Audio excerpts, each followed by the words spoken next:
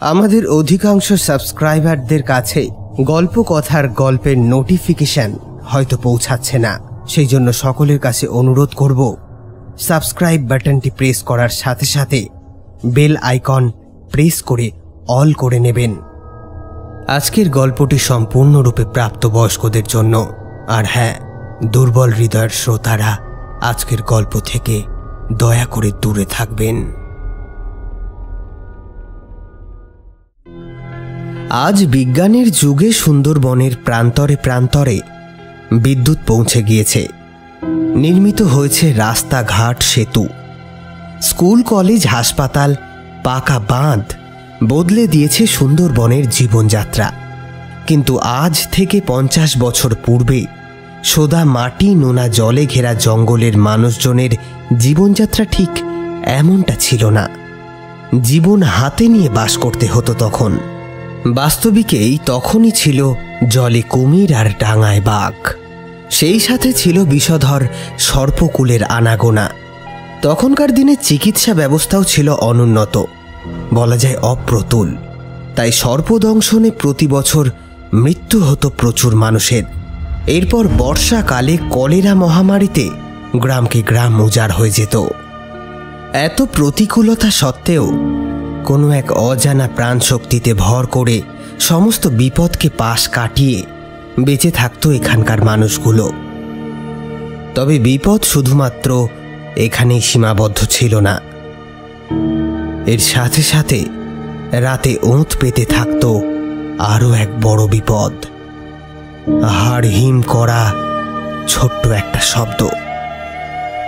কিন্তু কে সে?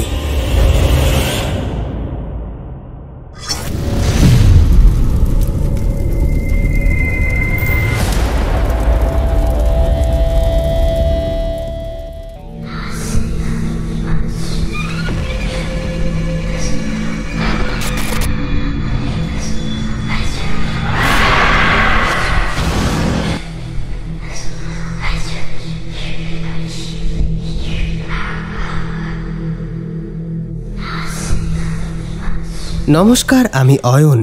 গল্প কথায় আবারও সকলকে জানাই স্বাগত। আশা করি আপনারা ভালোই আছেন। গল্প শুরুর আগে আপনাদের কাছে প্রতিদিনের মতোই আজও আমাদের একটি আবদার আছে। গল্প ভালো কিংবা খারাপ যেমনটাই লাগুক না কেন, কমেন্ট করে জানাতে ভুলবেন না। মনে রাখবেন, আপনাদের প্রতিটি কমেন্ট আমাদের কাছে পরবর্তী কাজের অনুপ্রেরণা সম। সুতরাং মন্তব্য জানাতে দ্বিধা করবেন না। চলুন তবে শুরু করা যাক আজকের গল্প। আজকে আপনাদেরকে শোনাতে চলেছি গল্প কথার আবারও এক বিশেষ নিবেদন, সুদীপ্ত কাহালির কাহিনী নিশি। ইতিপূর্বে সুদীপ্ত কাহালির পিশাচ তর্পণ এবং অভিশপ্ত উগান্ডার প্রান্তরে এই দুটি গল্প গল্প কথা থেকে প্রকাশিত হয়েছে। আপনাদের মধ্যে অনেকেই হয়তো সেই গল্প শুনেছেন। যারা এখনো শোনেননি, ডেসক্রিপশন বক্স থেকে লিংক সংগ্রহ করে শুনতে পারেন। লেখক সুদীপ্ত কাহালি, পিতা সুবিমল কাহালি। জন্ম 1980 সালের 7 অক্টোবর কোচবিহারে। লেখক পিতার প্রেরণায় ছাত্রাবস্থা থেকেই সাহিত্যের জগতে পা রাখেন। প্রাথমিকভাবে নাট্যকার এবং স্ক্রিপ্ট রাইটার রূপেই তার সাহিত্য জগতে আত্মপ্রকাশ। একসময় তার লেখা কিছু নাটক নাট্যপ্রেমী মানুষজনদেরকে বিশেষভাবে আকর্ষণ করেছিল। সামাজিক এবং অতিপ্রাকৃত পুস্তকের ক্ষেত্রেও তার লেখা পাঠককুলের কাছে তাকে আলাদা এক পরিচিতি দান করেছে। তার লেখা প্রথম বই লোহিত সাগরের শয়তান। এরপর আরও নানা প্রকাশনীর হাত ধরে বেরিয়েছে নানাবিধ পুস্তক। নিশির ডাক খোয়াই পাবলিকেশন হাউস থেকে প্রকাশিত একটি সংকলন গ্রন্থ থেকে আমরা তার এবং প্রকাশকের সম্মতিতে সংগ্রহ করেছি। আজকের গল্পে লক্ষ্মীর চরিত্রে ইন্দ্রিতা, জনৈক দোকানদার দেবাঞ্জন, সৌম্যর ভূমিকায় শুভদীপ, শানুর চরিত্রে শাম্মা, রহিম চাচা এবং নৌকার মাঝির ভূমিকায় অতনু, হারান দিন্দা এবং গল্প পাঠে আমি অয়ন। শুরু হতে চলেছে সুদীপ্ত কাহালির কাহিনী নিশি।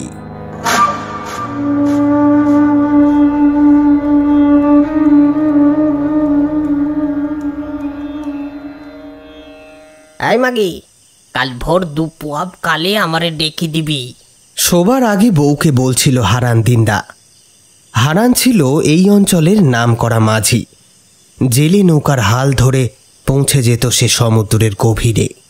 যে সময়টার কথা বলছি তখন মোটর বোট কিংবা স্যাটেলাইটে যোগাযোগ মাধ্যম এসব কোনো কিছুর কথাই এই অঞ্চলের মানুষেরা জানত না। বউ অবশ্য হারানের কথায় অবাক হয়নি। ঘাড় নেড়ে সম্মতি জানিয়ে দাওয়ার এক পাশে হাঁস মুরগির ঘরের বেড়ার দরজাটা ভালো করে আটকে কেরোসিনের কুপিটা নিভিয়ে দরজা দিয়ে এসে ঈষৎ লজ্জাবনত মুখে হারানের পাশে গিয়ে শুয়ে পড়ে। সমুদ্রে যাওয়ার আগের রাতে ওর সাথে পাগলের মতো সোহাগ করে হারান। আজও তার ব্যতিক্রম হয়নি। তারপর একসময় ভালোবাসার উষ্ণ লাভাস্রোতে মিলে মিশে এক হয়ে যায় দুটো শরীর ও মন। কৃষ্ণ পঞ্চমীর হলদেটে চাঁদটা মরার মুখের মতো উঁকি মারে জঙ্গলের এক পাশ থেকে। দূরে কোথায় যেন শেয়াল ডাকছে। লক্ষ্মীর বড় অদ্ভুত লাগে সেই আওয়াজটা। এরকম কান্না কান্না আওয়াজ করে তো শেয়াল আগে কখনো ডাকেনি। বুকটা ঈষৎ কেঁপে ওঠে। তবুও স্বামীর লোমশ বুকে মাথা রেখে ঘুমিয়ে পড়ে লক্ষ্মী। পৃথিবীতে এর চাইতে নিরাপদ আর শান্তির জায়গা মেয়েদের বোধহয় আর কোথাও নেই। কৃষ্ণ পঞ্চমীর চাঁদটা তখন মাঝ আকাশে। দরমার দেওয়াল দিয়ে মৃদু ঠান্ডা হাওয়া এসে ঢুকছে ঘরের ভিতর। ভাঙা তক্তপোষের উপর দুই একবার এপাশ ওপাশ করতে করতে ঘুম ভেঙে যায় লক্ষ্মীর। কোথায় যেন মোরগ ডাকছে, অর্থাৎ ভোর হয়ে এসেছে। লক্ষ্মীর মনে পড়ে যায় তার মিমসে আজ সমুদ্রে যাবে। এই ওঠ না। ঘুমের মধ্যেই বার দুয়েক নিজের মনে বলে সে। এবার গা ঝাড়া দিয়ে উঠে বসে লক্ষ্মী। আর শুয়ে থাকলে চলবে না। স্বামীর জন্য মুড়ি পাটালি আর মালসা ভর্তি পোষ্টি ভাত গামছায় বেঁধে দিতে হবে। এত দূরের পথ, ভোরের কালে পেটে কিছু না দিয়ে বেরোলে মুখটা একেবারে শুকিয়ে যাবে তার স্বামীর। কেরোসিনের কুপিটা জ্বালিয়ে ঘরের এক কোণে রাখা মাটির কলসি থেকে এক গ্লাস জল ঢকঢক করে পান করে লক্ষ্মী। এবার তার নজর পড়ে বিছানায়। হারান কোথায় গেল? পর মুহূর্তেই ভাবে হয়তো হারান ওর আগেই ঘুম থেকে উঠে বাদায় গিয়েছে প্রাতঃকৃত্য সারতে। কিন্তু সত্যিই কি তাই? ধীরে ধীরে ভোরের আলো ফুটে ওঠে। হারান কিন্তু আর ফিরে আসে না। লক্ষ্মীর একটু অভিমানী হয়। বিছানায় এত সোহাগ, এত পীড়িতি, সব কিনা মুখেই। মরদটাকে হাড়ে হাড়ে চেনা হয়ে গিয়েছে ওর। শরীরটা একবার পেয়ে গেলে ওর আর কিছুই মনে থাকে না। লক্ষ্মী ঠিক করে হারান সমুদ্র থেকে ফিরে আসলে ওর সাথে আর কথা কইবে না। বাপের বাড়ি চলে যাবে সে। সমুদ্রে যাবার কালে একটা বার তো কই যেতে পারত। এভাবেই মনো কষ্ট নিয়ে এক এক করে দিন কাটে লক্ষ্মীর। রাগের পারদ কিন্তু ইতিমধ্যেই নেমেছে। এখন স্বামীর মঙ্গল চিন্তায় ঘরের ডাগর মোড়কটাকে দিয়ে বনবিবির থানে পুজো দিতে মন চায়। কিন্তু শরীর খারাপের কালে ওখানে যাওয়া যে বারণ। তাই অবোধ পল্লীবালা প্রতিদিন দুপুরে গেরস্থালির সমস্ত কাজ সেরে এসে পায়ে পায়ে বাঁধের এক কোণে এসে দাঁড়ায়। এক দৃষ্টি চেয়ে থাকে ইছামতির পানে। দূর থেকে বিন্দুর মতো নৌকাগুলিকে আসতে দেখলেই ওর মনটা চঞ্চল হয়ে ওঠে। তারপর ভাটিয়ালি গাইতে গাইতে একে একে নৌকাগুলি পেরিয়ে যায় সাহেব খালের খেয়াঘাট। বুকটা হাউ হাউ করে ওঠে লক্ষ্মীর। তাহলে কবে ফিরবে তার স্বামী?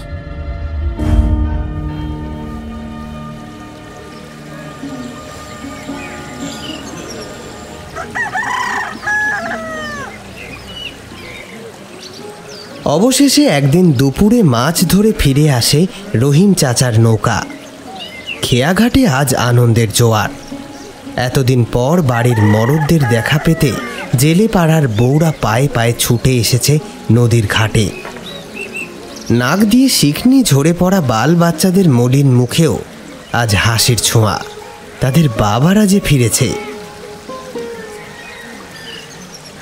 লক্ষ্মীও আদুল পায়ে কোমরের কাছে শাড়ির আঁচলটা কষে গুজে ছুটে আসে ইছামতির তীরে। জোয়ারের জল ছলাৎ ছলাৎ করে ধাক্কা মারছে মেঠো বাঁধে। আজ তার মিনসের কাছে সে অনেক অভিমান দেখাবে ভেবেই রেখেছিল লক্ষ্মী।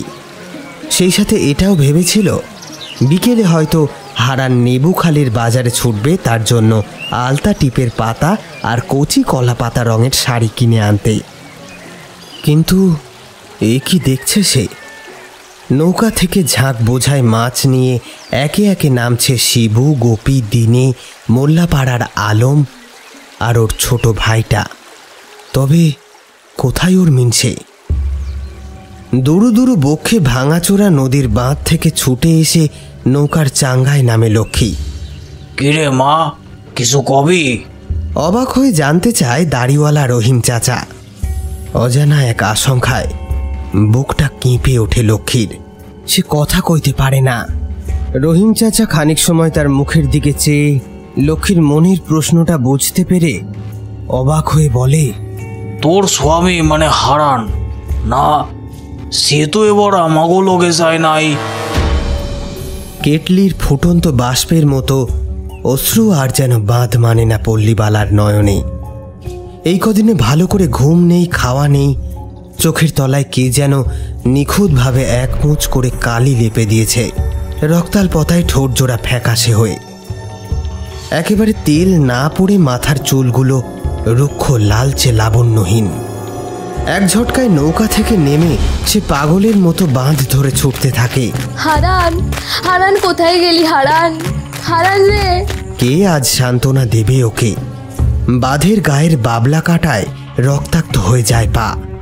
হাঁটু অবধি অনাবৃত পা বেয়ে নেমে আসছে টকটকে অজানা রক্তের রেখা।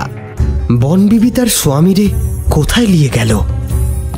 মনে পড়ে যায় ঘুমের মধ্যে কে যেন সেই রাতে তার স্বামীর নাম ধরে ডাকছিল।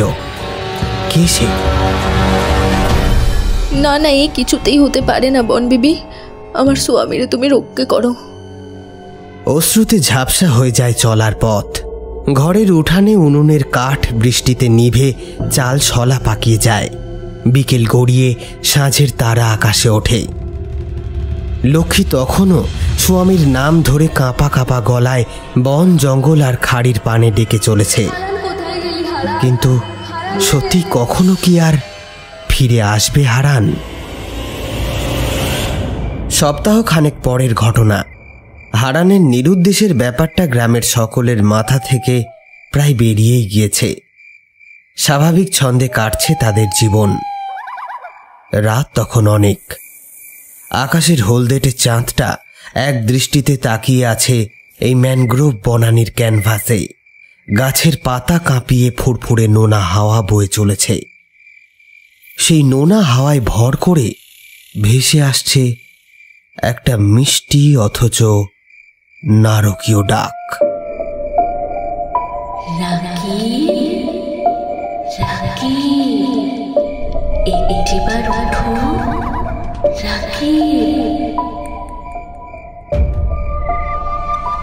কি একটা অদ্ভুত অস্বস্তিতে ঘুমটা ভেঙে গেল রাকিবের। ঘুম ভাঙা চোখে প্রথমটায় সে কিছু বুঝতে পারে না। একটু ধাতস্থ হতেই বুঝলো জানলা থেকে ফুরফুরে হাওয়ার সাথে ভেসে আসছে আর একটা ডাক। কে কে তার নাম ধরে ডাকে? তোর অনেক কষ্ট তাই না? একটিবার দোকান খুলে আমার কাছে আয়, তোকে সব দেব।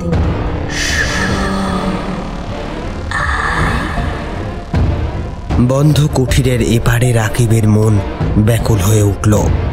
এ কি? এ তো তার বউয়ের গলা। ওর বউটা ওকে ডাকছে। আজ ৫-৫টা বছর পরে ও আবার ফিরেছে। রাকিবের কুটিরখানা ছিল বাঁধের খুব কাছে। জল ভরা চোখে রাকিব দেখল বাঁধের ওপরে ওর বউটা দাঁড়িয়ে, এলোমেলো হাওয়ায় চুলগুলো উঠছে। ওর বউ ওকে হাত ছানি দিয়ে ডাকছে। এত বছর পর রাকিবের মনে ও শরীরের মরা গাঙে যেন জোয়ার এলো। পরনের লুঙ্গিটাকে কোনো মতে পেঁচিয়ে খালি গায়ে ছুটল সে। বাবলা কাঁটায় পা দুটো ক্ষত বিক্ষত হচ্ছে, তাও তার কোনো হুঁশ নেই। হোঁচট খেয়ে পড়ে যায়, তবুও উঠে দাঁড়িয়ে আবার ছোটে। সামনে সামনে চলেছে ওর বউ। রাকিব থেমে গেলে সেও থেমে যায়, পিছনে ফিরে খিলখিলিয়ে বলে, একটু বছর সবুর করেছিস, আর একটু কর, আমায় আজ পাবি তুই। আয় আমার সাথে আয়। ওই অমোঘ কণ্ঠ শোনার পর রক্তাক্ত রাকিবের দেহে নতুন করে জান আসে। সে আবার ছুটতে শুরু করে ওই নারীর পিছনে।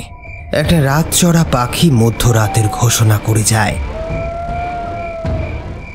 ছুটতে ছুটতে রাকিবরা একটা ছোট্ট পণ্য কুটিরের সামনে এসে পড়ে। সারা বাড়িটা জংলা গাছপালায় ভর্তি। ঘরের ভিতর টিম টিম করে একটা মৃত প্রদীপ জ্বলছে। রাকিব বুঝল 5 বছর ধরে তার বউটা এখানেই ছিল, তবুও তাকে জানতে দেয়নি। রাকিব অনেক কিছুই বলতে চাইতো, কিন্তু তাকে বলতে দেওয়া হলো না। কুটিরের মাটির দাওয়ায় রাকিবকে ধাক্কা মেরে শুইয়ে ওর বুকের উপরে চেপে বসল ওর বউ। আদরে সোহাগে ভরিয়ে তুলল ওকে। সেই উদ্দাম সোহাগ হয়তো রাকিব জীবনেও পায়নি। এভাবেই চলল সারা রাত। মৃত প্রদীপের আলোয় মিলেমিশে এক হয়ে গেল দুটো শরীর। তবে একটা অদ্ভুত দৃশ্য দেখা দিল। প্রদীপের আলোয় শুধুমাত্র রাকিবের অর্ধশায়িত শরীরটার ছায়া পড়েছে উল্টো দিকের দেওয়ালে। দ্বিতীয় শরীরটার কিন্তু কোনো ছায়া ফুটে ওঠেনি। ক্রমেই রাতের আকাশের বুক চিরে ফর্সা হয়ে উঠল দিগন্ত।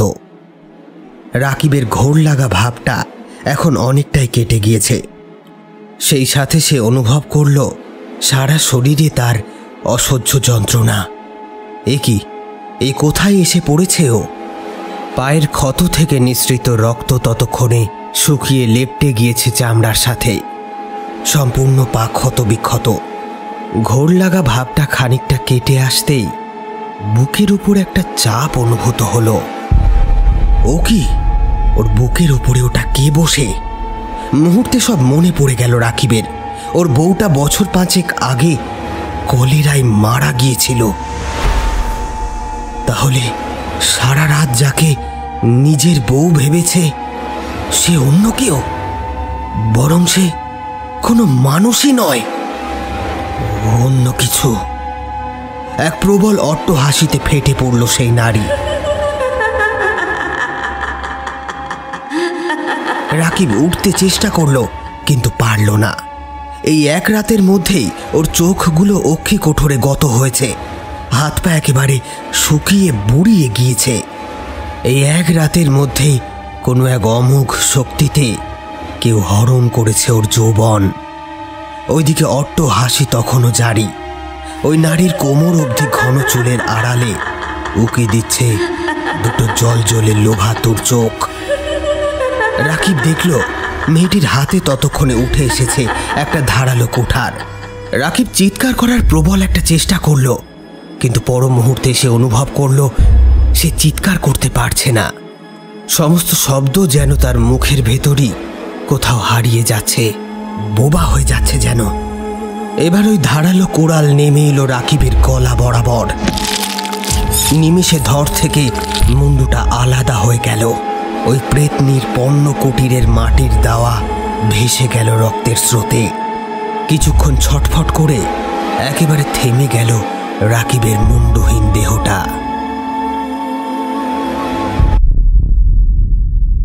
দৈনিক বসুমতী 7/3/1966। সাম্প্রতিক অতীতে সুন্দরবনে প্রাকৃতিক বিপর্যয় বা বন্য প্রাণীর কবলে যত মানুষ প্রাণ হারাইয়াছেন, তাহা অপেক্ষা অনেক বেশি মানুষ প্রাণ হারাইয়াছেন অজানা কারণে। কি সেই কারণ তাহা আজ অবধি কেউ সঠিক রূপে খুঁজিয়া পায় নাই। স্থানীয় মানুষের ধারণা নিশি নামে এক ভয়ঙ্কর অশুভ শক্তির প্রভাব এই অঞ্চলে বর্তমান। তাহারাই রাতে কাহারও গৃহের সামনে আসিয়া তাহার নাম ধরিয়া পরিচিত মানুষের কণ্ঠস্বর নকল করিয়া একবার ডাকিয়া থাকে এবং সেই ডাকে উক্ত ব্যক্তি যদি গৃহ হইতে বাহির হইয়া আসে তাহা হইলে উহার আর ফিরিয়া যাইবার পথ থাকে না। নিশির ডাকে সে পৃথিবী হইতে চিরতরে হারাইয়া যায়। গত সপ্তাহে ২৪ পরগনার জেলা শাসকের দপ্তরে প্রশাসনিক বিভাগের কর্তারা এই বিষয়ে এক বৈঠকে মিলিত হন। সেখানে বিগত ১০ বৎসর কালের মধ্যে সুন্দরবনে অস্বাভাবিক নিখোঁজ ব্যক্তিদের এক তালিকা রাজ্য সরকারের হাতে তুলিয়া দেওয়া হয়, যাহাতে প্রায় ৫,০০০ মানুষের নাম আছে বলিয়া জানা গিয়াছে।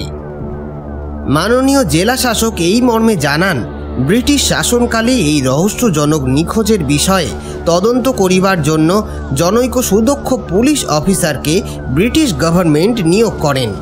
কিন্তু তদন্ত চলাকালীন সজনেখালি অফিস বাংলো থেকেই তিনিও রহস্যজনকভাবে নিখোঁজ হইবার পর ব্রিটিশ গভর্নমেন্ট আর এই বিষয়ে তদন্তে বেশি দূর অগ্রসর হয় নাই।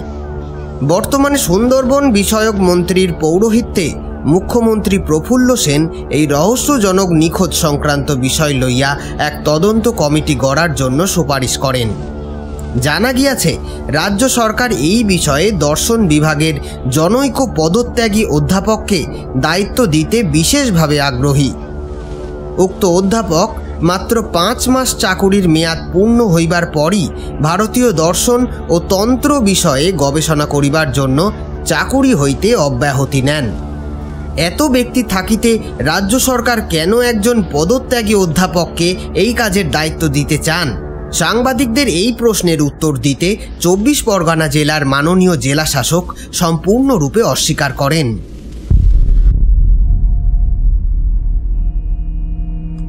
খবরের কাগজের রিপোর্টটা মন দিয়ে পড়ে সৌম্য।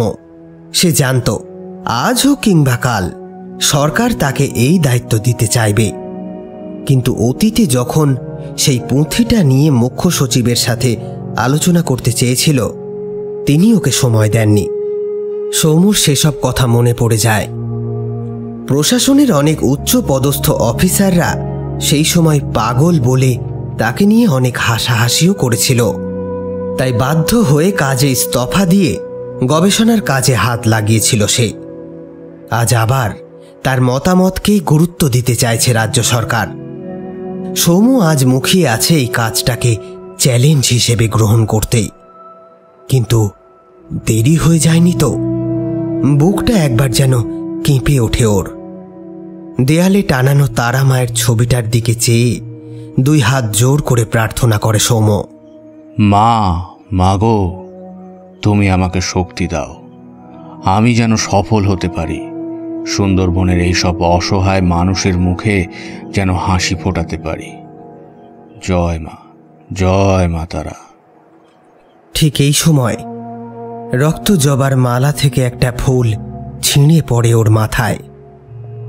মা তার মানে ওর প্রার্থনা শুনেছেন।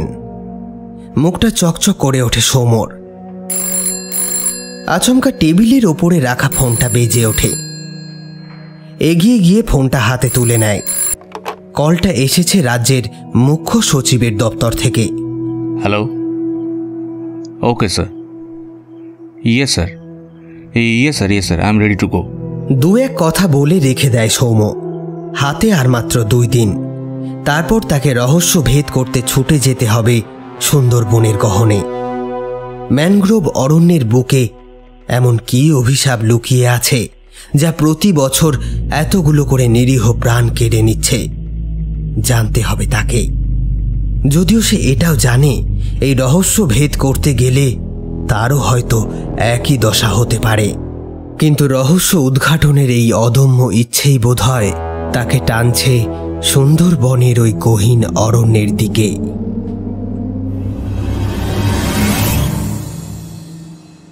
পড়াশোনায় বরাবরই ভালো ছাত্র সৌম্য। দর্শন ও পুরাতত্ত্ব নিয়ে স্নাতকোত্তর ডিগ্রি লাভ করার পর প্রথমবারেই সাফল্যের সাথে দক্ষিণ ২৪ পরগনার ডায়মন্ড হারবারের ফকিরচাঁদ কলেজে দর্শনের অধ্যাপনার কাজ পায় সে। সব ঠিকঠাকই চলছিল, কিন্তু বাদ সাধল ২ মাস পর। কলেজ স্ট্রিট চত্বরে সেই সময় পুরনো বইয়ের দোকানগুলি রমরমিয়ে চলছে। বহু দুষ্প্রাপ্য পুরনো বই সেখানে পাওয়া যেত।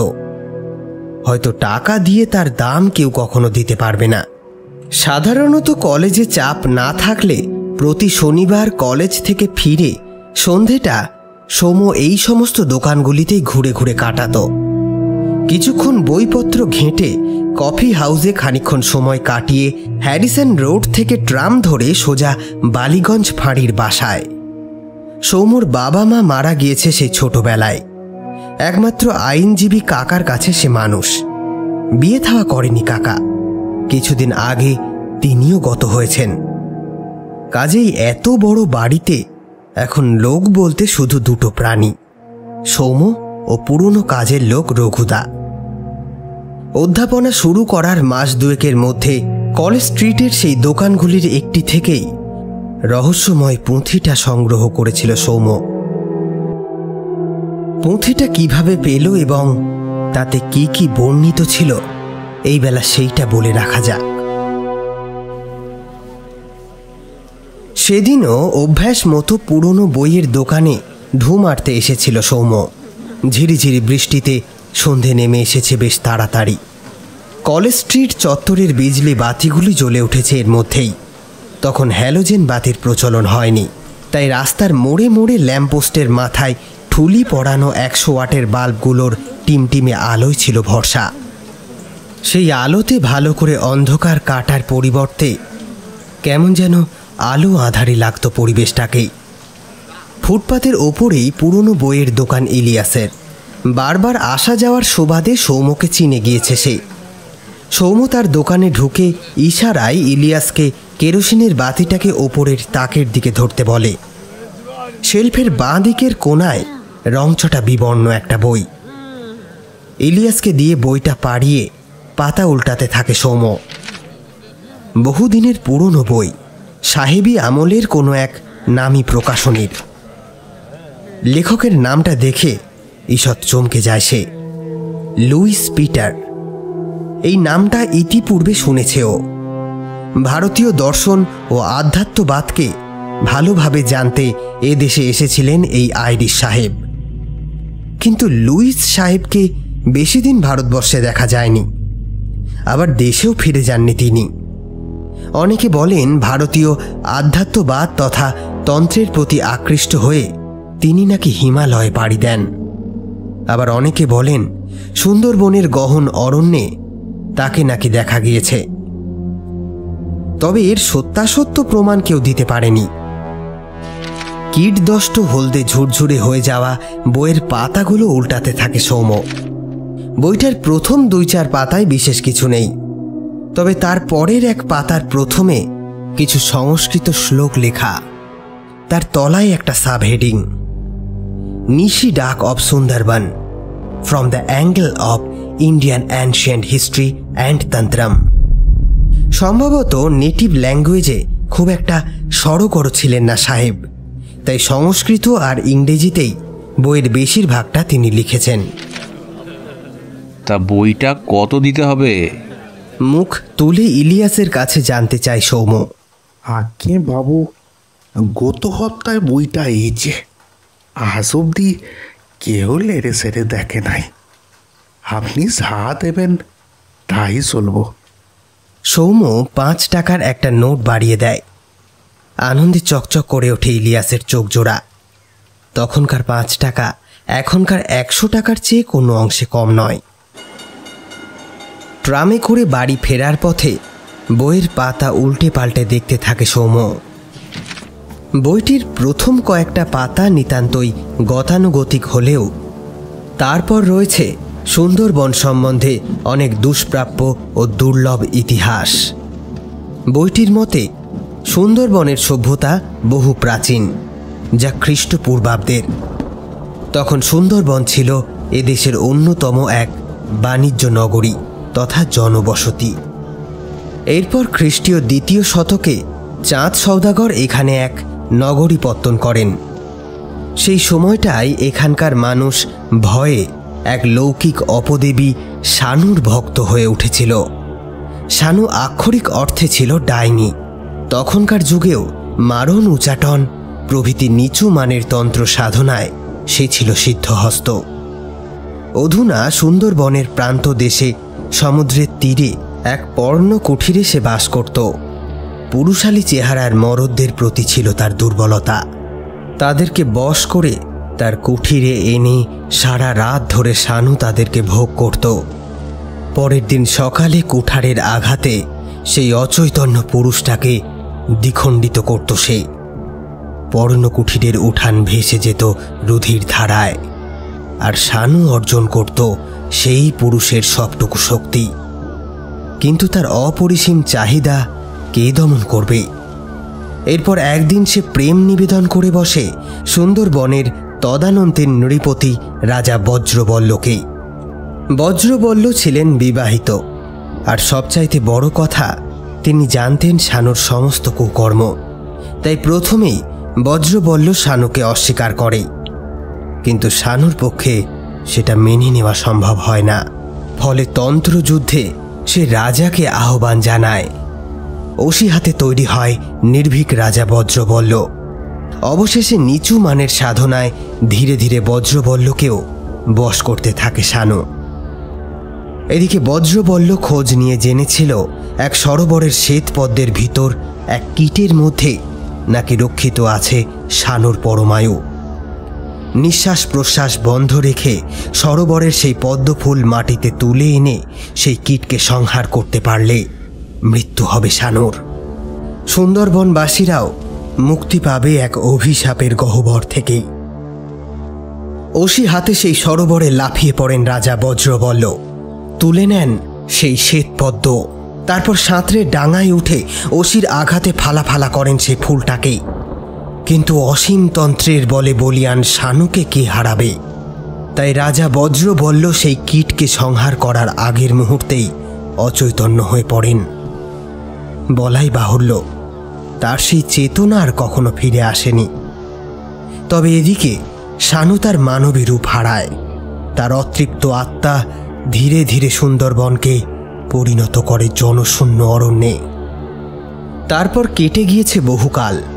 ঊনবিংশ শতকের মধ্যভাগে আবার সুন্দরবনের বুকে প্রাণের সমাগম ঘটে বিদেশি বণিকদের হাত ধরে।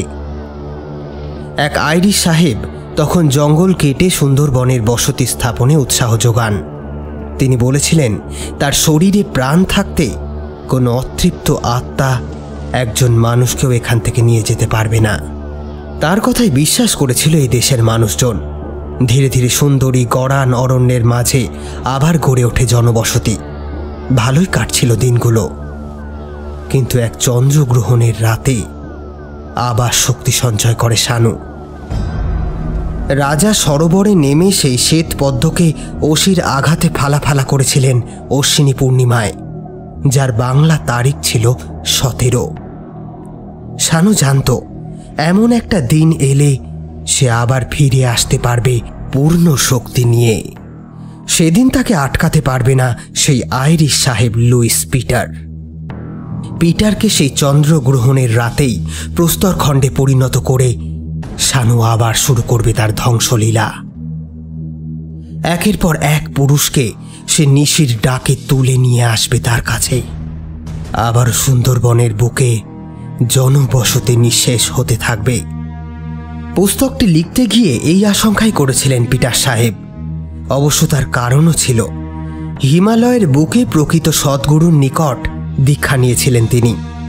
সাহেব জানতেন সেই সরোবর থেকে গুরুর দেওয়া কমণ্ডল করে জল এনে রাজার বদ্ধ ভূমিতে ছড়িয়ে দিলেই সুন্দরবনবাসী মুক্তি পাবে শানুর এই ভীষণ অভিশাপ থেকে।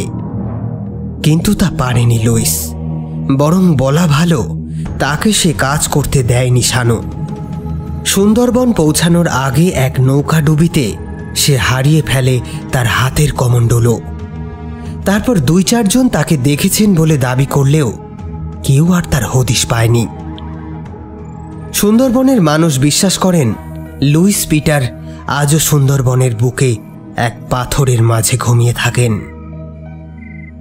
প্রতি শতাব্দীতে তিনি জেগে ওঠেন সামান্য কিছু সময়ের জন্য, কিন্তু কেন? আর শানুর এই অভিশাপের কি কোনো প্রতিকার নেই? এইসব প্রশ্নের উত্তর খুঁজতেই সৌম্যকে যেতে হবে সুন্দরবন। বিছানায় বসে সৌম্য আবারও বইটা ঘেঁটে দেখছিল। এমন সময় হঠাৎ ওর মনে হলো কে যেন ওকে ডাকছে। অনিচ্ছা সত্ত্বেও ঘর থেকে বেরিয়ে দোতলার ব্যালকনিতে এসে দাঁড়ায় সৌম্য। গোটা কলকাতা শহরটাই এখন অকাতরে ঘুমোচ্ছে। গড়িয়াহাট মোড় ছাড়া তখনও সেভাবে ইলেকট্রিক পোস্টগুলিতে বিজলিবাতি বসেনি। গ্যাসের ধোঁয়াটে আলোয় চারপাশের অন্ধকারটা যেন আরও জমাট বেঁধেছে। গাটা কেমন ছমছম করে ওঠে সৌম্যর। কেন এমন হচ্ছে? ভীতু এই অপবাদ সৌম্যকে কেউ কখনোই দিতে পারবে না। তবুও আজ বুকটা যেন তার একটু কেঁপেই ওঠে।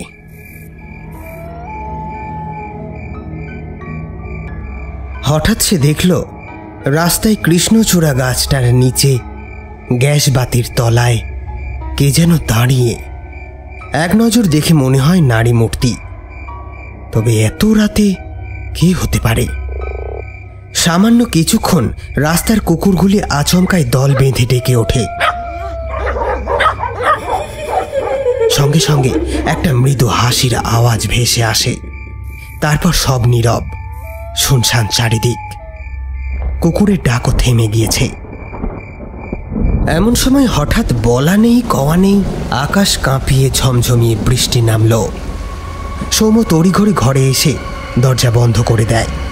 তখনই সে আবার শোনে বৃষ্টির শব্দের সাথে তাল মিলিয়ে একটা চাপা হাসি দূরে মিলিয়ে যাচ্ছে।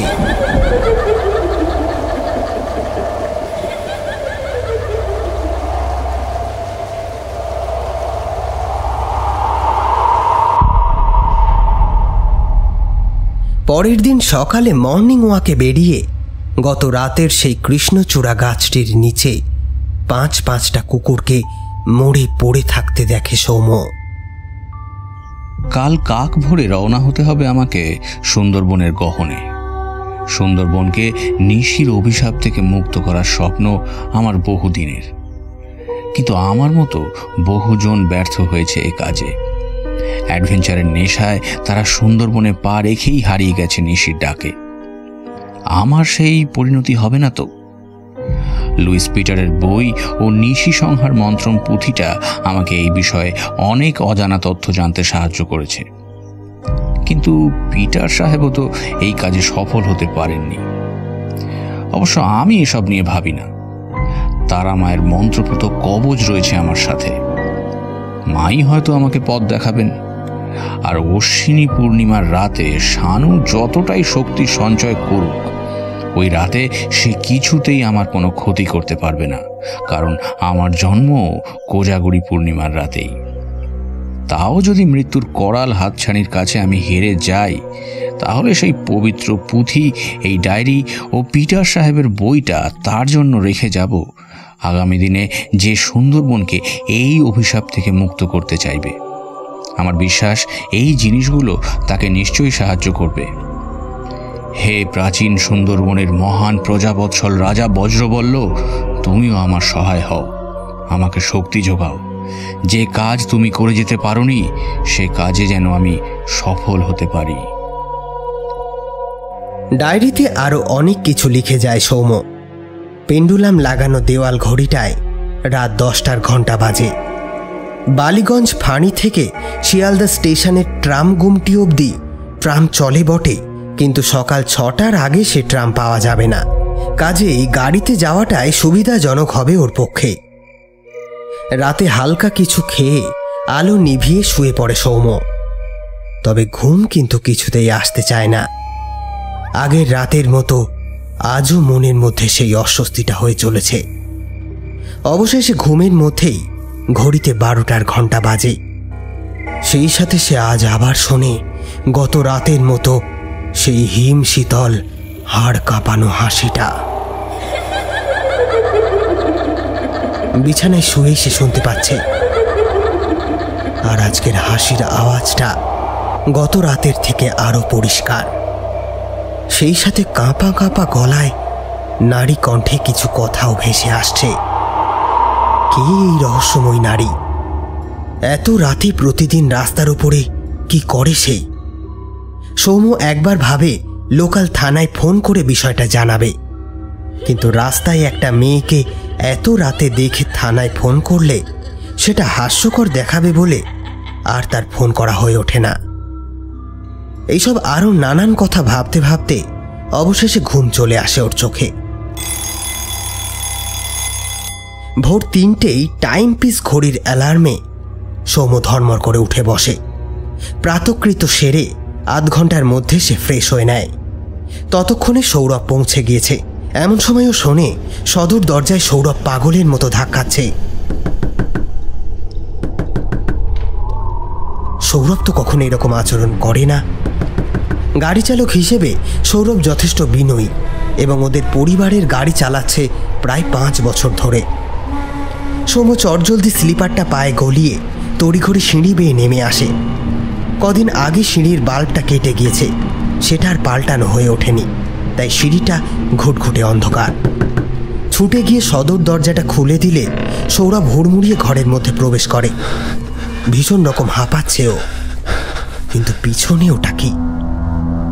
নীলাভ সবুজ রঙের একজোড়া চোখ সদর দরজার বাইরে থেকে যেন এক দৃষ্টে ভিতরে চেয়ে আছে। কলকাতা শহরের এই এলাকায় শেয়ালের আনাগোনা বহুদিন নজরে আসেনি। আর কোনো বিড়ালের চোখের মনির আকৃতি কখনো এত বড় হতে পারে না। তবে কি ওটা? সৌরভ মুখে কিছু না বললেও ও যে ভয় পেয়েছে সেটা বেশ বোঝা গেল। সৌম্য রান্নাঘরে গিয়ে বুনসেন বার্নার জ্বালিয়ে দুজনের জন্য 2 কাপ চা করে। চা খেয়ে সদর দরজা খুলে গাড়ি বার করে সৌরভ। অবশেষে আলো আঁধারির মধ্যে হেডলাইট জেলে গাড়ি এগিয়ে চলে বালিগঞ্জ সার্কুলার রোড ধরে।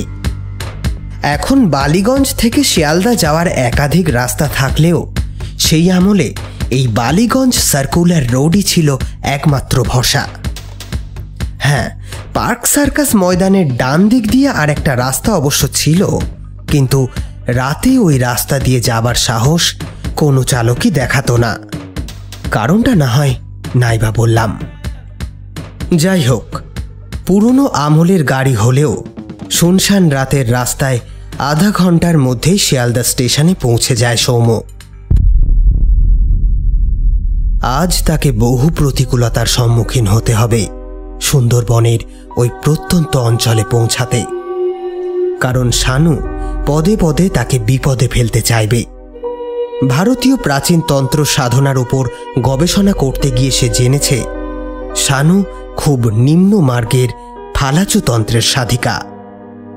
আর এই নিচু মানের সাধনায় সাধিকা তার চরম শত্রুকে বশ করে যৌন সঙ্গী রূপে টেনে নিতে চায়, আর সেই সুযোগ পেলে তাকে কেউ আর আটকাতে পারবে না। সে ওই পুরুষের সম্পূর্ণ শক্তিকে নিঃশেষ করতে বলিয়ান করবে নিজেকে। এই ফালাচু সাধনায় একমাত্র নারীরাই সিদ্ধ হতে পারে। বাহ্য জগতে সাধিকার মৃত্যু হলেও আসলে তার মধ্যে কামনা বাসনা পূর্ণ মাত্রায় বর্তমান থাকে। অভিশপ্ত আত্মার বেশে সে খুঁজে বেড়ায় পুরুষ সঙ্গী। এই ধরনের সাধনা বৌদ্ধ ও ভারতীয় গুহ্যতন্ত্র সাধনার মিলিত রূপ। ফালাচু বলে বলিয়ান সাধিকা চরম ক্ষতি করতে পারে সকল পুরুষদের, তবে প্রতিকারের উপায় ওই একটি, তা হল দক্ষিণা কালিকার মন্ত্র জপ। একমাত্র দক্ষিণা কালিকার মন্ত্রই পারে ফালাচু সাধিকাকে শক্তিহীন করে দিতে। রাজা বজ্রবল্ল ছিলেন শৈব, তাই তিনি জানতেন না শক্তি আরাধনার এই মন্ত্রটি। সাহেবেরও বোধ করি জানা ছিল না। পৃথিবীর অমোঘ বিধানে এই হলো একমাত্র মন্ত্র যা বশ করতে পারে উক্ত ফালাচু সাধিকাকে। এই সাধিকা উগ্র চণ্ডা রূপে ভয় দেখাবে, মায়ার জালে জড়িয়ে বশ করতে চাইবে শত্রুকে, অথবা প্রলোভনের ফাঁদ পাতবে ষোড়শীর বেশে। তখন তার ওই রূপের প্রতি কামুক হয়ে পড়লে সেই পুরুষ কখনোই ফালাচু সাধিকার বিরুদ্ধে জয় লাভ করতে পারবে না, কারণ সেই পুরুষের বিরুদ্ধেই তখন রুষ্ট হবেন মহাভৈরবী। তাই কামিনী কাঞ্চনকে পিছনে ফেলে এগিয়ে চলতে হবে সৌম্যকে। ভোর 5:25 প্রথম আপ হাসনাবাদ লোকাল, শুনশান ভোরের শিয়ালদা স্টেশন। শুধু ভোরের দূরপাল্লার ট্রেন ধরতে আসা কিছু যাত্রী এখানে ওখানে জটলা করে নিশ্চিন্তে ঘুমাচ্ছে। এখনকার শিয়ালদা স্টেশনের সাথে সেদিনের সেই স্টেশনকে মেলাতে না যাওয়াই ভালো। যথাসময় টিকিট কেটে সৌম্য ট্রেনে উঠে বসে। রাত জাগা কয়েকজন যাত্রী ছাড়া ট্রেনের কামরায় জনপ্রাণীর দেখা মেলে না। সারা কম্পার্টমেন্টে 2-4টে আলো ঢুলু ঢুলু চোখে জ্বলছে। সেই আলোয় ফ্যানগুলোর বিশাল বিশাল ছায়ায় আরো ভৌতিক লাগে পরিবেশটা। অবশেষে যথাসময় একরাশ ধোঁয়া উড়িয়ে ধীর গতিতে প্ল্যাটফর্ম ছাড়ে যন্ত্রদানব। একটা হিমেল হাওয়ার স্রোত বয়ে যায় কামরার ভিতরে। এমন তো হবার কথা নয়। এবার পুজো পড়েছে আশ্বিন মাসের প্রথম দিকেই। বর্ষা ভালো করে এখনো কাটেনি। এরই মধ্যে এরকম ঠান্ডা পড়ার তো কোনো কারণই নেই। ঘুমটাও ভালো করে কাটেনি সৌম্যর। কাজেই একটা সিটে চাদর পেতে কাঠের জানলাটা ফেলে দিয়ে সে ঘুমিয়ে পড়ে। রেলের বাষ্পচালিত ইঞ্জিন জল কয়লা ভরবে বারাসাত স্টেশনে। তার আগে কোথাও তেমন বেশিক্ষণ থামবে না। কাজেই জোরদার একটা ঘুমিয়ে নেওয়া যাক, এই ভেবে সৌম্য চোখ বুঝল। কতক্ষণ যে ঘুমিয়েছে বলা মুশকিল, কারণ কাল রাতে সে তার হাত ঘড়িতে দম দিতে ভুলে গিয়েছিল। ফলে ঘড়িটা 4টে বেজে বন্ধ হয়ে আছে। ঝমঝম শব্দ তুলে একভাবে ছুটে চলেছে গাড়িটা। হঠাৎই আবার সেই হিমেল হাওয়া বইতে শুরু করলো কামরা জুড়ে। নারী কণ্ঠের একটা মৃদু আওয়াজ ভেসে আসছে।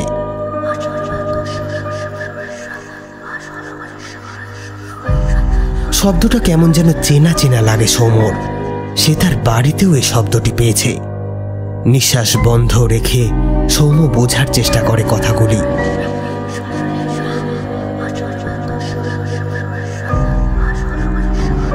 এ তো বাংলা বা হিন্দি কথা নয়, পালি ভাষায় কেউ যেন এক মনে মন্ত্র পাঠ করে চলেছে। গবেষণার স্বার্থে ভাষাটাকে খানিকটা রপ্ত করতে হয়েছিল ওর। সংস্কৃত থেকে সৃষ্ট বলে দেবনাগরীর সাথে অনেক মিল আছে ভাষাটার, তবে অমিলটা অবশ্য তার চেয়ে অনেক বেশি। সৌম্যর ষষ্ঠ ইন্দ্রিয় জানান দেয় এই জনহীন কম্পার্টমেন্টে পালি ভাষার এই শ্লোকটি যে পাঠ করছে সে আর যাই হোক তার বন্ধু হয়তো নয়। কাজেই বুকে খানিকটা সাহস সঞ্চয় করে সৌম্য এক বুক হাওয়া টেনে নিয়ে পাঠ করতে থাকে। ओम जयंती मंगला काली भद्रकाली कपालिनी दुर्गा क्षमा शिवदात्री स्वाहा स्वधा नमस्तुते। जय तमो देवी चामुंडे जय भूतर्थी हारिणी जय सर्वगति देवी कालरात्रि नमस्तुते। কি আশ্চর্য! সৌম্যর ভরাট গলায় দক্ষিণা কালিকার মন্ত্র পাঠ করার সাথে সাথে নারী কণ্ঠের আওয়াজ আর শোনা গেল না। জানলার ফাঁক দিয়ে ভোরের আবছা আলো এসে পড়েছে ট্রেনের কামরায়। গাড়ি তখন বারাসাত স্টেশনে ঢুকছে। সিঙ্গেল লাইনে মালগাড়ি আটকে যাওয়ায় আজ ভোরের গাড়ি হাসনাবাদ স্টেশনে ঢুকতে ঢুকতে প্রায় সকাল 10টা বাজিয়ে দিল। আকাশে তখন ঘন কালো মেঘের সমারোহ। যে কোনো সময় বৃষ্টি নামবে। মুহুর্মুহু বিদ্যুৎ চমকাচ্ছে। ইট বিছানো মোটা পথ দিয়ে ইছামতির খেয়াঘাট অবধি পৌঁছে ছাতা খাটিয়ে নৌকায় উঠে এক কোণে এসে বসে সৌম্য। অশান্ত ইছামতির বিবর্ণ জলের আয়নায় ক্রমশ গাঢ় হচ্ছে অন্ধকার। নৌকোয় যা 2-4 জন যাত্রী ছিল, বামুনের ঘাটে তাদের সবাই নেমে পড়ে। ছাতা মাথায় এখন নৌকায় সে একা। উল্টো দিকে চাদর মুড়ি দিয়ে বসে দাঁড় বাইছে নৌকার মাঝি। এলোমেলো ঝোড়ো বাতাসে বারে বারে তার ছাতাটা উল্টে যায়। তবে এত ঝড় জলের মধ্যেও নৌকা কিন্তু দিব্যি এগিয়ে চলেছে। এদিকে সময় বোঝারও কোনো সুযোগ নেই। সৌম্য একবার চেষ্টা করে মাঝির সাথে কোনো রকমে কথা বলার, কিন্তু সে মাঝি শুধু কোনো রকমে হু হা করে অনিচ্ছাকৃতভাবে কয়েকটা উত্তর দেয়। তাই সৌম্য আর ঘাটায় না। তবে একটা আশ্চর্য ব্যাপার লক্ষ্য করছে সে, এত ঝড় বৃষ্টির মধ্যেও মাঝির কিন্তু কোনো বিকার নেই, সেও ভিজছে। এবার বাধ্য হয়েই সৌম্য বলল, আরে দাদা, এদিকে কাছে পিঠে কোনো ঘাট নেই? উফ, বৃষ্টিটাও এই তেড়ে এলো এক্ষুনি। উফ। কড়কড় করে একটা বাজ পড়ল। ঠিক সেই মুহূর্তে প্রথমবারের জন্য কথা বলে উঠল মাঝি। এইখানে অন্য কোথাও কোনো ঘাট নেই, আর মাঝ নদীতে দাঁড় হওয়ার সময় তো কথা কইতেই নেই। যদি একবার দিক ভুল হয় তাহলে আমরা কঙ্কাল পাড়ে গিয়ে পড়তে পারি। কি কঙ্কাল পাড়? মানে কি বলছেন? আমি তো কিছুই বুঝতে পারছি না। অত বুঝে কাজ নেই, চুপ করে বসুন। অগত্যা কি আর করার, কোনো রকমের ছাতাটা ধরে চুপ করে বসে রইল সৌম্য। এই ঝড় জলের মধ্যেও ধীরে ধীরে তার সমস্ত শরীর কেমন যেন ভারী হয়ে আসে। চোখের দুই পাতা কিছুতেই খুলে রাখতে পারছে না। এদিকে মাথার উপর আকাশ ভেঙে পড়েছে। বৃষ্টি ভেজা নোনা বাতাসের স্পর্শে এবং পথশ্রমের ক্লান্তিতে ধীরে ধীরে দুই চোখ বুজে আসে ওর। এইভাবে কতক্ষণ যে কেটেছে জানা নেই। আচমকাই কিসের একটা শব্দে ধর্মর করে উঠে বসে সৌম্য। এ কি? চমকে ওঠে সে। চারিদিকে অন্ধকার নেমে এসেছে। নদীর বুকে দু চারটে জোনাকি পোকার আলো মাঝে মাঝে মিটমিট করে জ্বলছে। সৌম্যর সারা শরীরে একটা আতঙ্কের স্রোত বয়ে যায়। ওর কানের খুব কাছে কতগুলি হাড়ের খটমট শব্দ শুনতে পায় সে। এই কোথায় এসে পড়ল? সরকার থেকে হরিণডোবা সার্কিট হাউসে তার থাকার ব্যবস্থা করা হয়েছে। সাহেবখালীর ঘাটে নৌকা ভিড়লে সেখান থেকে সার্কিট হাউস অবধি পৌঁছানোর ব্যবস্থা স্বরূপ তার জন্য সাইকেল রিক্সা দাঁড়িয়ে থাকবে, এমনটাই কথা হয়েছিল। তবে কি মাঝি তাকে ভুল রাস্তায় নিয়ে এসেছে? কঙ্কাল পাড়? হ্যাঁ, মাঝি তো এই জায়গার কথাই বলছিল। তাহলে মাঝি ওকে কঙ্কাল পাড়ে নিয়ে আসেনি তো? সৌম্য চিৎকার করে মাঝিকে ডাকতে গেল, কিন্তু পারল না। ওর গলা থেকে এক ফোঁটা শব্দ বেরোচ্ছে না। হঠাৎই এক বিদঘুটে অট্ট হাসি ভেসে এলো সৌম্যর কানে। এবার সারা আকাশ জুড়ে এঁকে বেঁকে বিদ্যুৎ খেলে গেল, সেই সাথে কান ফাটানো মেঘের গর্জন। পরপর 3 বার বিদ্যুৎ চমকের চোখ ধাঁধানো আলোতে সৌম্য লক্ষ্য করে ওর সামনে ওটা কি বসে আছে। সারা শরীরে ওর এক বিন্দু মাংস নেই, বলে দিতে হয় না ওটা একটা নর কঙ্কাল। কঙ্কালের গায়ে চাপানো এই নৌকারই মাঝির পোশাকটা, অর্থাৎ ওই কঙ্কালটাই এই নৌকার মাঝি। কঙ্কালটির মাথাটা ধর থেকে আলাদা, মুন্ডুটা হাতে ধরে আছে সে। কাঁটা মুন্ডুটা সৌম্যর দিকে তাকিয়ে আবারও হেসে উঠল।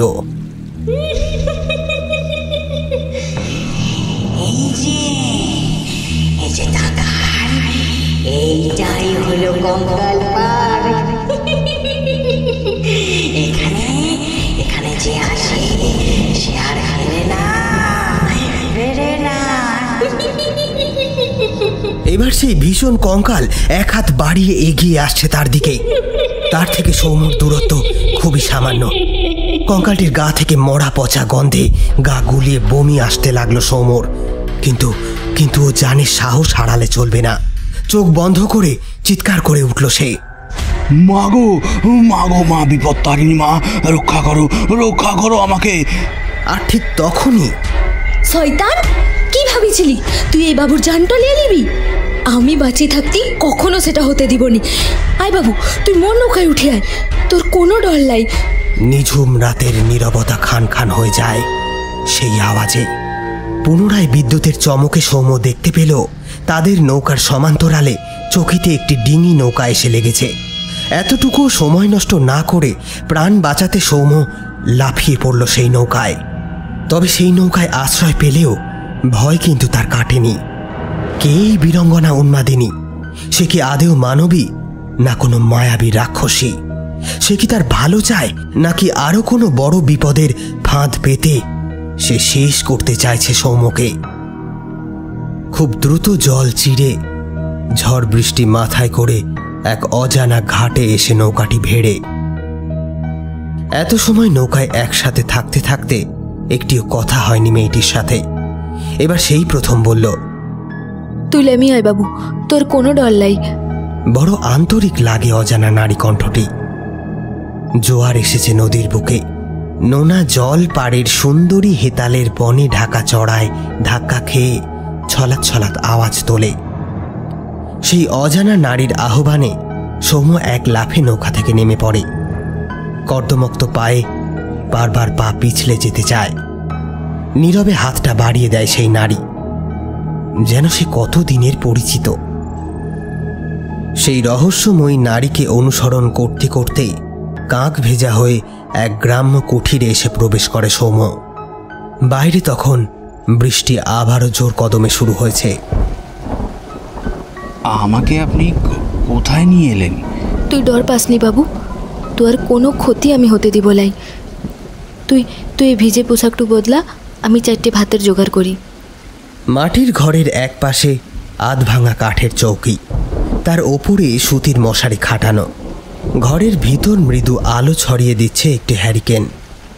রহস্যময়ীর দেওয়া একটা শুকনো লুঙ্গি পরিধান করে বিছানায় ক্লান্ত শরীরটাকে এলিয়ে দিল সৌম্য।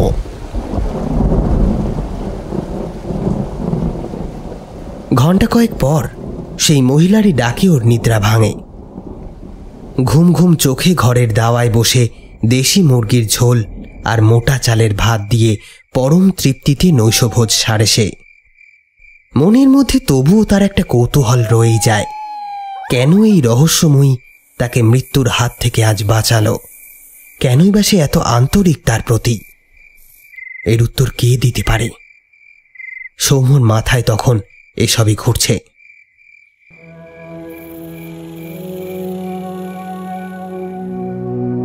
ওই কুঠিরে আরো 2 দিন অতিবাহিত করে সে। যেই রহস্যময়ী নারীকে নিয়ে তার মনে এত কৌতূহল জন্মেছিল, সৌম্য এবার বোঝে সে নিছকই এক পল্লীবধূ। কোনো এক অভিশপ্ত ক্ষণে তার স্বামীকে কেড়ে নিয়ে গিয়েছে নিশি। আজ তাই সে প্রতিহিংসা প্রবণ উন্মাদিনীর ভূমিকায়। সৌম্যকে দিয়ে সে শানুর এই খেলা শেষ করতে চায়। তবে সৌম্য যে সুন্দরবনবাসীদেরকে শানুর অভিশাপ থেকে মুক্ত করতে এখানে ছুটে এসেছে, তা এই অসহায় পল্লী রমণী বুঝল কিভাবে? কেনই বা সে পদে পদে তাকে আগলে রেখেছে? সবকিছুই বড় বিচিত্র লাগে সৌম্যর। এখানে আসার পর কোনো এক অজানা কারণে সৌম্যর হাতের ঘড়ি আবার চলতে শুরু করেছে, হয়তো বর্তমানের সময় ধরেই। সকালবেলায় মাটির পাত্রে করে মুড়ি আর পাটালি এনে সৌম্যকে খেতে দেয় সে। সত্যিই বড় আন্তরিক লাগে এই পল্লীবালার আচরণ। মুড়ি খাওয়া শেষ হলে আচমকায় সৌম্যর ডান হাতটা চেপে ধরে সে। বাবু, তোর এখানে অনেক কাজ বাকি। আজ রাতের 1 প্রহরে সেই কাজ তোকে করতে হবে। আমি থাকবো তোর সাথে, তুই ডর পাসনি। কিসের ডর? আর কি কাজেরই বা কথা বলছো তুমি? তোকে রাজা বজ্রবলের প্রেসাদে যেতে হইবে। এখান থেকে নৌকো নিয়ে 10 কোষ পথ পার করে খাঁড়ির ভিতর দিয়ে খানিকটা হাইটে গেলেই তুই প্রেসাদ দেখতে পেয়ে যাবি। আমি সাথে থাকবো। তোর তোর তোর ডর লাগবে না তো? তুমি থাকলে আমার ভয়ের কি আছে? অবশেষে সূর্যাস্তের পর সৌম্যকে নিয়ে রওনা দেয় সেই নারী। তার কথাতেই আজ সৌম্য উপবাস পালন করেছে। নৌকায় ওঠার আগে একবার ভৈরবী মাকে স্মরণ করে সে। তারপর এক সময় কুলকুল তানে জলের টানে ভেসে চলে নৌকা। ঘড়ির কাঁটাও এগিয়ে চলেছে। সূর্যদেব তার বিশ্রাম কক্ষে প্রস্থান করেছেন অনেকক্ষণ। হালকা মেঘের আস্তরণের নিচে আকাশে এখন রূপোর থালার মতো চাঁদের মায়া। আজ কোজাগরী পূর্ণিমা। নৌকার সামনের দিকে বসে সৌম্য, পেছন থেকে মোটা বাঁশের দাঁড় বাইছে সে। খানিকটা দাঁড় বাওয়ার পর নৌকা নিজের খেয়ালে এগোতে থাকে। পল্লীবধূ নৌকার সেউতের ভেতর থেকে কিছু একটা নিয়ে সৌম্যর দিকে বাড়িয়ে দেয়। সৌম্য হাতের টর্চ জেলে জিনিসটাকে ভালো করে দেখতে থাকে। বহুদিনের পুরনো মাটি মাখা একখানা কমণ্ডলু। কি এটা? ই হচ্ছে সাহেবের কেতলি। এই জিনিস তোর কাছে থাকলে শোনো তোর কোনো ক্ষতি করতে পারবে ক্লাই। সাহেবের কেটলি মানে এটা সেই লুইস সাহেবের হারিয়ে ফেলা কমণ্ডলু।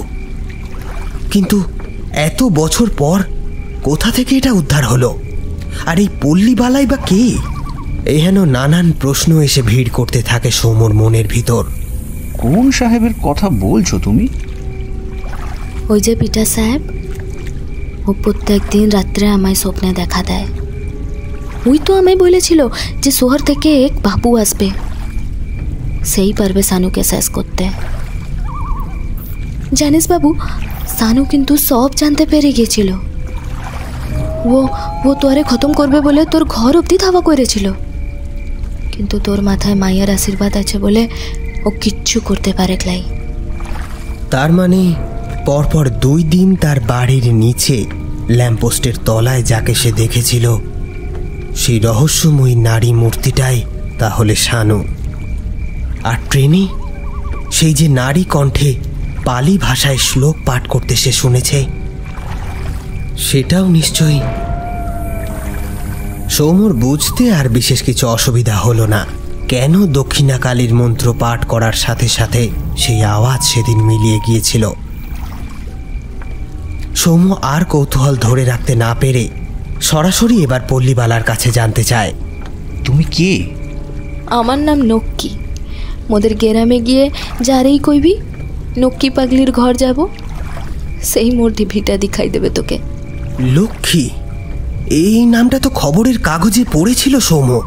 তার স্বামীর অস্বাভাবিক মৃত্যুর কারণ পুলিশ প্রশাসন কেউ জানতে পারেনি।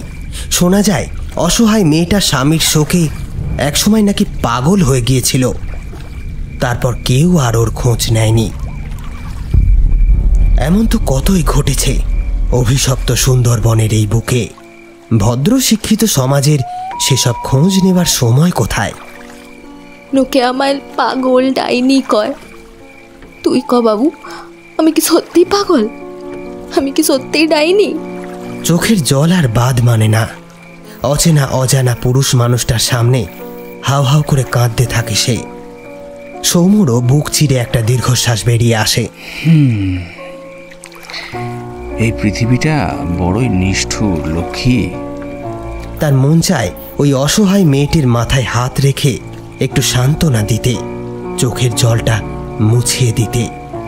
কিন্তু তখনই চোখের জল মুছে এক খাঁড়ির ভিতরে নৌকা ভিড়িয়ে লক্ষ্মী বলে, এবার মোদের লাইনতে হবে বাবু।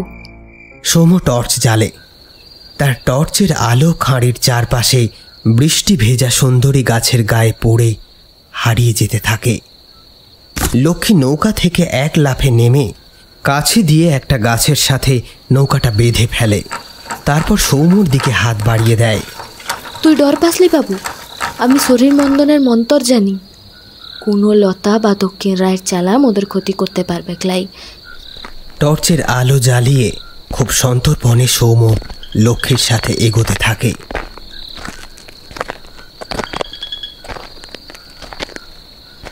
গাছের ডালে মাটির ওপরে জেগে থাকা শ্বাস মূলে বারে বারে হোঁচট খায় সৌম্য।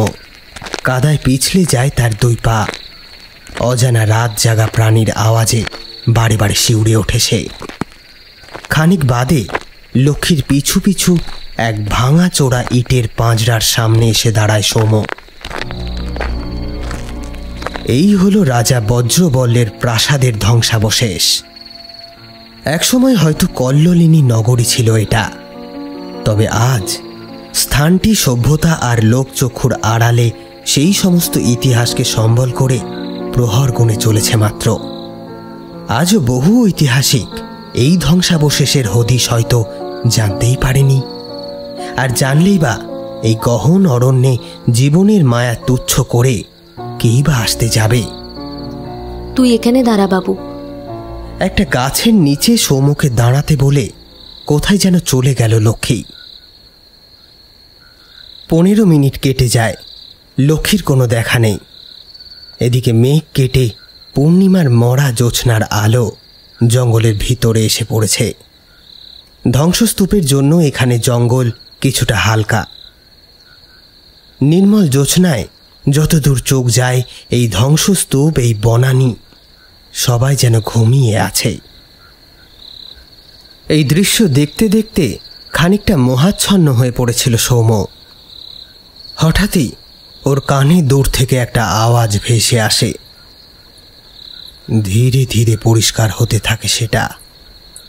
ঝুম ঝুম ঝুম। নূপুর পায়ে কেউ যেন এগিয়ে আসছে ওরই দিকে। নূপুরের এক একটা আওয়াজ যেন হাতুড়ির বাড়ির মতো হৃদস্পন্দন বাড়িয়ে দেয়। আওয়াজটা প্রায় সৌম্যর কাছাকাছি চলে এসেছে। এবার টর্চ জ্বালাতে যায় সৌম্য, কিন্তু এতক্ষণ ধরে টর্চটা এক নাগাড়ে জ্বলার জন্য আলো কমে এসেছে একেবারে। আকাশে এক ফালি মেঘ আচমকাই যেন গ্রাস করে পূর্ণিমার চাঁদটাকে। তবু সেই আবছা আলোতে ওর নজরে পড়ে সাদা শাড়ি পরিহিত এক নারী মূর্তি এগিয়ে আসছে তারই দিকে। ঈষৎ হাওয়ায় উঠছে শাড়ির আঁচল, মাথার ওপরে এলোমেলো হয়ে উঠছে চুল, বক্ষদেশ প্রায় অনাবৃত। হাতের টর্চটা এবার একেবারেই নিভে যায়, কিন্তু তৎসত্ত্বেও আলো আঁধারির মধ্যে স্পষ্ট নজরে আসে সেই মূর্তির সবুজ চোখের দৃষ্টিটা। ওই নারীর কামার্ত শরীরের থেকে সৌম্য যেন কিছুতেই দৃষ্টি সরাতে পারছে না। এবার মৃদু জ্যোৎস্নায় নারীর মুখটা দেখতে পেল সৌম্য। সঙ্গে সঙ্গে বিদ্যুতের ঝটকা খাওয়ার মতো স্থানু হয়ে গেল ওর শরীর। ওটা কি কোনো মানুষের মুখ হতে পারে? ওই নারী মূর্তির কপাল থেকে ডান দিকের গাল অবধি গভীরভাবে কাটার দাগ, সেখান থেকে রক্ত গড়িয়ে পড়ছে। সবুজাভ সেই দুই চোখে কালো বিন্দুর মতো দুটি মণি এক নাগাড়ে জড়িপ করে চলেছে তাকে। এবার ওই প্রেতনি তার রক্ত স্নাত দুই হাত বাড়িয়ে এগিয়ে আসলো সৌম্যর দিকে। ওর মুখের পৈশাচিক হাসি দুই কান ছুঁয়ে ফেলেছে। টুকটুকে লাল ঠোঁটের ভেতর থেকে উকি দিচ্ছে সুচলো তাদের শাড়ি। এর আগে তো আমায় মারতে চেয়েছিলে, কিন্তু পারলে কই? সে চেষ্টা না করে আয়, আমার কাছে আয়, তোকে সবটা উজাড় করে দেব। তারপরে তুই দিবি রক্ত।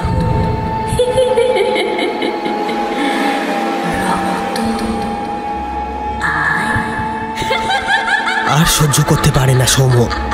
বুক চিরে একটা আর্তনাদ বেরিয়ে আসে ওর। লক্ষ্মী! হাড় হিম করা এক শীতল হাওয়ার স্রোত বইতে শুরু করেছে। চেতনা লুপ্ত হয়ে যাচ্ছে ধীরে ধীরে। ভীষণ রকম টলছে পা দুটো। ঠিক সেই মুহূর্তেই রহস্যময়ী নারী মূর্তি ও সৌম্যর মাঝে এসে দাঁড়ায় লক্ষ্মী। হালা ঢ্যামনা মাগি, তলোয়ারটা খুঁজতে গেছি, এর মধ্যেই তুই আমার বাবুরে ছোবল দিতে ছুটে আছিস। বাবু, তুই এই তলোয়ারটা ওর গায়ে ছুঁয়ে কেতলির পানিটা ঢেলে দে, তাহলেই ওর সব ঢ্যামনামো বন্ধ হয়ে যাবে। চোখের নিমেষে রাজা বজ্রবল্লের কৃপানটা সৌম্যর হাতে তুলে দেয় লক্ষ্মী। বহুদিনের পুরনো তরবারি, তবুও সৌম্য ডান হাতে সেটাকে শক্ত করে ধরে কিছুতেই কিন্তু উঁচিয়ে ধরতে পারে না। কৃপানের ভারে হাতটা অবশ হয়ে আসছে। ঠিক তখনই চোখের নিমেষে শানুর কঙ্কালসার হাতটা এগিয়ে আসে সৌম্যর দিকে। এই চরম বিপদের মুহূর্তে সৌম্যর একটাই ভরসা, চোখ বন্ধ করে সে গলা ছাড়ে। মা, মা বিপদ তারিণী, রক্ষা করো মা। ওম महामाया जगन्माता काली के घोर दक्षिणे ग्रहाणां वंदनां देवी नमस्ते परमेश्वरी। ओम सर्वमंगल मंगल्ये शिवे सर्वार्थ साधिके शरण्ये त्र्यंबके गौरी नारायणी नमस्तुते। মৃত্যু ভয়ের মধ্যেও সৌম্যর গলা দিয়ে শ্যামা মন্ত্র উচ্চারিত হয় নির্ভুলভাবে। সাথে সাথে ঘটে এক আশ্চর্য ঘটনা, যে তরবারি ক্ষণিক আগে পর্যন্ত সে কিছুতেই তুলতে পারছিল না, চোখের পলকে এবার সে তুলে ধরে সেটা। হে রাজা বজ্রবল্ল, সহায় হও আমার।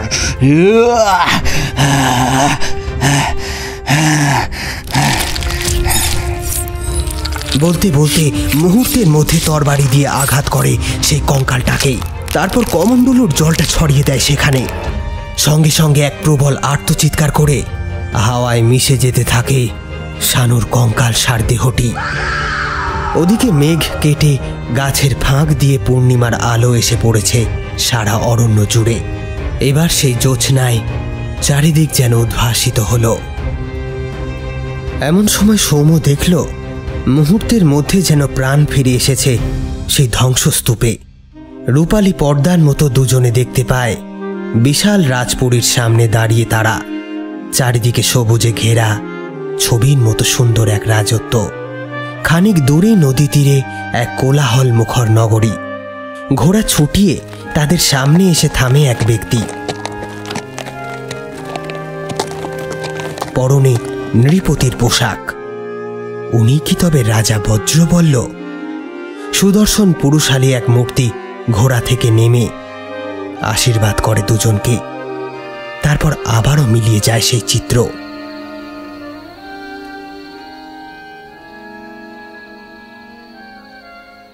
ব্যাপারটাকে সামলে নিতে ওদের বোধহয় একটু সময় লেগেছিল। স্থির হয়ে খানিক সময় দাঁড়িয়ে থাকার পর প্রথমে লক্ষ্মী কথা বলে, চল বাবু, এবার মোদের ফিরতে হবে। আলতো করে সৌম্যর হাতটা চেপে ধরে লক্ষ্মী। দুজন আবারও সেই পথে পায়ে পায়ে ফিরে আসে খাঁড়ির মুখে।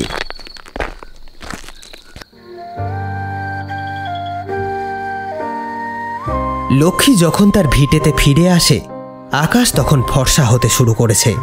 আজ দুপুরের নৌকো ধরে তো আমায় ফিরতে হবে লক্ষ্মী। কথাটা বলতে বলতে এক দৃষ্টে সরলা পল্লীবালার দিকে চায় সৌম্য। হয়তো তোর সাথে মোর আর কখনো দেখা হবে ক্লাই বাবু, তাও বলতেছি ভালো থাকিস। যতক্ষণ না মরণ হইতেছে আমাকে এই ভিটে মাটি আঁকড়েই পড়ে থাকতে হবে। আচ্ছা লক্ষ্মী, একটা কথা বলবো তোমায়। বল বাবু। তুমি আমার সাথে শহরে যাবে? সৌম্যর কথায় উজ্জ্বল হয়ে ওঠে সরলা মেয়েটার চোখ মুখ। তুমি না থাকলে বিপদের ঝুঁকি মাথায় নিয়ে কে আমাকে এভাবে রক্ষা করতো বলো তো?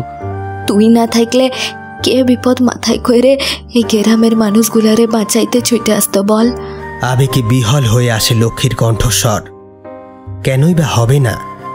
মরুভূমির মাঝে আজ যে নেমে এসেছে অমৃত ধারা। তাহলে চলো চলো আমার সাথে। আমাদের বাকি জীবনের চলার পথটা কি মিলেমিশে যেতে পারে না লক্ষ্মী? লজ্জায় রাঙা হয়ে ওঠে তার মুখখানা। এত সৌভাগ্য কিনা তার কপালে লেখা ছিল। কিন্তু এই সমাজে যারা যত বেশি নিপীড়িত, যত বেশি উপেক্ষিত, বোধহয় সমাজের বাধ্যবাধকতার চিন্তা তাদেরই সব থেকে বেশি। লক্ষ্মীর মতো অবলা নারীও কি তার ব্যতিক্রম হতে পারে? না না বাবু, তোর সাথে চলে গেলে লোকে আমায় দুও দেবে, খানকি বেশ্যা বলে গালি দিবে আমায়। বলবে মরদের ভিটে ছেড়ে পর পুরুষের সঙ্গে ভেগে গেছে। সৌম্যর সামনে থেকে ছিটকে ঘরে এসে দরজা দিয়ে ফুপিয়ে কাঁদতে থাকে লক্ষ্মী। লক্ষ্মী লক্ষ্মী, একটা বার দরজা খোলো, আমার কথা শোনো লক্ষ্মী। এই সমাজ মাথা উঁচু করে বাঁচার মতো কি দিয়েছে তোমায় বলতে পারো? কি দিয়েছে? সৌম্য দরজা ধাক্কাতে থাকে। খানিক সময় ধাক্কাধাক্কির পর জীর্ণ দরজার পাল্লা দুটো খুলে যায়। সে ঘরে ঢুকে লক্ষ্মীর মাথায় হাত রেখে বলে, আমি তোমাকে ভালোবেসে ফেলেছি লক্ষ্মী। তুমি যাবে না, তুমি যাবে না আমার সাথে? নিজেকে এভাবে কষ্ট দিয়ে কি পাবে বলো তো তুমি? না, লক্ষ্মীর বোধহয় আর প্রতিবাদ করা হলো না। তার ঠোঁট দুটো তীর করে কাঁপতে থাকে।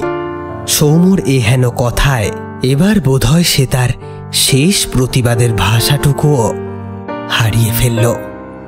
চল বাবু, তুই আমায় কোথায় নিয়ে যেতে চাস চল। তুহারে আমি আর বাধা দিব না। দুপুর হয়ে আসে। 4টে ভাতে ভাত ফুটিয়ে নেয় ওরা দুজন। তারপর খাঁচার পাখিটাকে উড়িয়ে মুরগিগুলোকে ছেড়ে দিয়ে একটা কাপড়ে গিট্টি করে নিজের প্রয়োজনীয় কিছু জিনিস নিয়ে তৈরি হয় সে তার নতুন স্বামীর হাত ধরে এই সোঁদা মাটির মায়া ছেড়ে চিরদিনের মতো চলে যেতে। এই বাস্তু ছেড়ে যাবার সময় হাউ হাউ করে কেঁদে ফেলে লক্ষ্মী। কাঁদছো কেন? আমি তো আছি, সারা জীবন এভাবে আগলে রাখবো তোমায়। কি উত্তর দেবে লক্ষ্মী? সে যে কেন কাঁদছে তা হয়তো নিজেই জানে না। হয়তোবা হারানের ভিটে ছেড়ে চিরদিনের জন্য চলে যেতে হচ্ছে বলে, অথবা ওর ভিতরে এত দিন জমে থাকা একটা পাথর হালকা হবার আনন্দে বাষ্পের মতো বেরিয়ে আসছে অশ্রুধারা। এসব কথা কিভাবে বোঝাবে সৌম্যকে? তার তো এখন ওই নতুন মরদটার বুকে মুখ গুজে হাউ হাউ করে কাঁদতে ইচ্ছে করছে আজ।